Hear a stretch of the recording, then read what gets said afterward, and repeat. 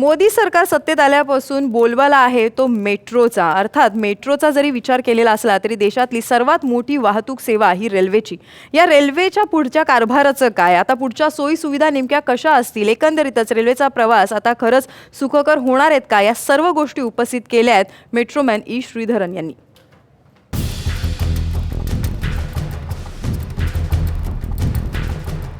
मुंबईत लोकलनं प्रवास करणं म्हणजे जीव मुठीत घेऊन प्रवास करण्यासारखं आहे। अलीकडच्या काळात प्रवासादरम्यान अपघातामुळे मरण पावणाऱ्या प्रवाशांची संख्या सातत्यानं वाढतीये।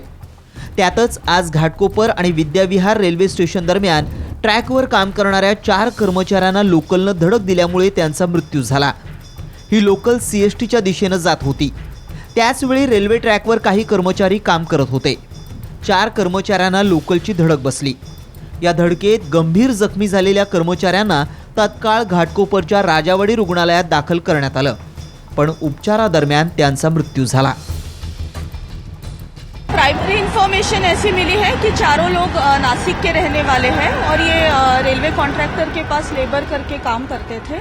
अभी इस मामले में हमने एक्सीडेंटल डेथ हम रजिस्टर कर रहे हैं और आगे जांच कर रहे हैं। डेफिनेटली ये जगह काफ़ी रिस्की है। हमारे जो कुर्ला GRP के अंडर ये स्पॉट आता है, तो हमारा जो बी सेफ कैंपेन बीच में चल रहा है और अभी भी चल रहा है, उसके दौरान हमने यहाँ पे काफ़ी लोगों में जन जागृति की है कि इस तरह से ट्रैक क्रॉस ना किया जाए। और अभी भी हमारा ये बी सेफ का जो जन जागृति का कार्यक्रम है वो शुरू है। एकीकडे रेल्वेचा हा धीडगुजरी कारभार सुरू असतानाच मुंबई अहमदाबाद बुलेट ट्रेनचे वारे वाहू लागलेत। पण भारतीय रेल्वेची सध्याची स्थिती पाहता मेट्रोमॅन ई श्रीधरन यांनी बुलेट ट्रेनवरून सरकारचे कान पिळलेत। बुलेट ट्रेन भारतात आणायची ही योग्य वेळ नसल्याचं सांगत त्यांनी आधी पायाभूत सुविधा उभारा असा सल्लाही सरकारला दिलाय। पाहुयात ई श्रीधरन काय म्हणाले। भारतीय रेल्वेला सध्या आपल्या पायाभूत सुविधांमध्ये प्रचंड बदल करण्याची आवश्यकता आहे। त्यानंतरच भारतात बुलेट ट्रेनचा विचार केला जाऊ शकतो। सध्याच्या घडीला रेल्वेकडे अशा पायाभूत सुविधा नाहीत, त्यामुळे सध्या तरी भारतात बुलेट ट्रेन आणायची योग्य वेळ नाही। देशातल्या दिल्ली मेट्रोचं जाळं उभारण्यात श्रीधरन यांचा मोठा वाटा आहे। त्यामुळे पंतप्रधान मोदींचं ड्रीम प्रोजेक्ट असलेल्या बुलेट ट्रेनला श्रीधरन यांनी केलेला विरोध नक्कीच दखल घेण्यासारखा आहे। तर दुसरीकडे रेल्वेनं आपला कारभार सुधारणंही गरजेचं आहे। मुंबईत दररोज 70 लाखांहून अधिक लोक रेल्वेनं प्रवास करतात। यातून कोट्यवधी रुपयांचं उत्पन्न रेल्वेला मिळतं, पण प्रत्यक्षात सुविधांच्या बाबतीत रेल्वेनं आखडता हात घेतलाय। रेल्वेनं प्रवास करताना आपला प्रवास सुरक्षित आणि सुखकर व्हावा ही प्रवाशांची प्रमुख मागणी आहे। वाढती गर्दी लक्षात घेऊन महत्त्वाच्या स्थानकांवरून लोकलच्या फेऱ्या वाढवणं आवश्यक आहे। महिलांच्या सुरक्षिततेच्या दृष्टिकोनातून पुरेशा उपाययोजना कुठेही दिसून येत नाहीत। रेल्वेच्या डागडुजीसाठी दरवेळी मेगा ब्लॉक घेतला जातो, पण तरीही ट्रॅक फ्रॅक्चर, ओव्हरहेड वायर तुटणं, सिग्नल यंत्रणा खराब होणं या घटना घडतच राहतात।